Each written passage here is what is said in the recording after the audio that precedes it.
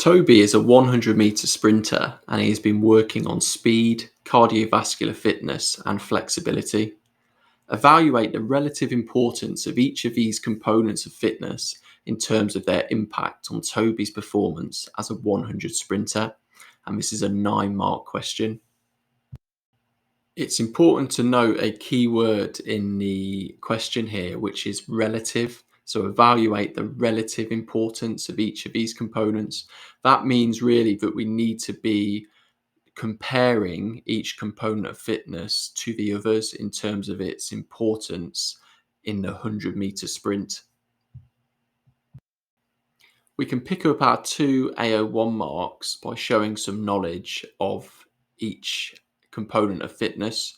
So this simply means defining them. So speed is the rate at which an individual can perform a movement or cover a distance. Cardiovascular fitness is the ability to exercise the body for long periods of time. And flexibility is the range of motion of your joints or the ability of your joints to move freely. For AO2, we can start to explain the relative importance of each speed, cardiovascular fitness, and flexibility. So speed is obviously going to be of really high importance to a 100-meter sprinter, and it's going to be relatively more important than both cardiovascular fitness and flexibility. Cardiovascular fitness isn't going to be very important for a 100-meter sprinter. It relates to the fitness of the heart and the lungs, and it is relatively less important than both speed and flexibility. So cardiovascular fitness would obviously be really important for a long distance runner, but not really for a 100-meter sprinter.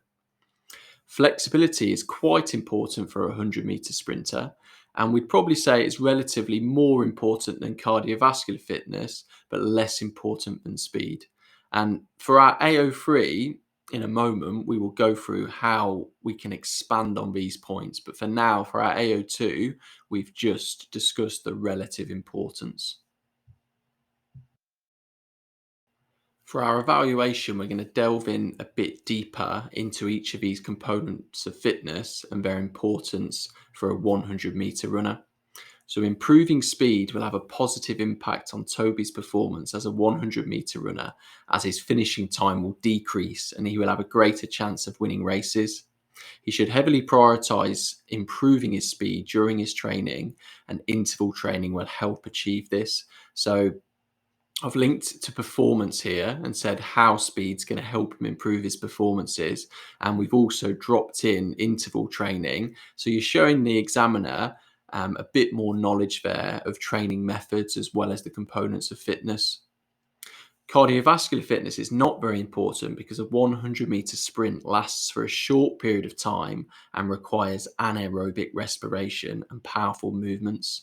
Training the cardiovascular system will improve aerobic respiration, but not anaerobic respiration. So once again, I'm linking to other topics here and showing a all-round knowledge of cardiovascular fitness, aerobic respiration, and anaerobic respiration.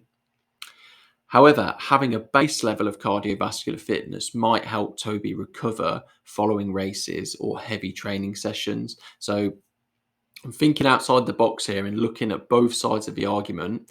And even though I know cardiovascular fitness isn't going to be super important, I'm trying to think of a way that it still might have some relevance. And that's where I can go into recovery methods. Improving flexibility won't have a direct impact on Toby's performance as a 100-meter sprinter. However, being more flexible will prevent him from picking up injuries such as hamstring or quadricep strains. Staying fit and healthy will mean that he can spend more time training and ultimately mean that he is a faster athlete. So I'm showing here that I understand flexibility isn't going to make him run faster just because he's more flexible. But if flexibility is going to stop him becoming injured because he doesn't pull his muscle as often, that means you train more. The more you train, the better you get and the faster he will get. Finally, as part of my evaluation points, I can also link to other components of fitness. So I might say other components of fitness, such as power, will also be vitally important to a 100-meter runner, as a sprinter is required to be powerful whilst exploding out of the blocks and throughout the race.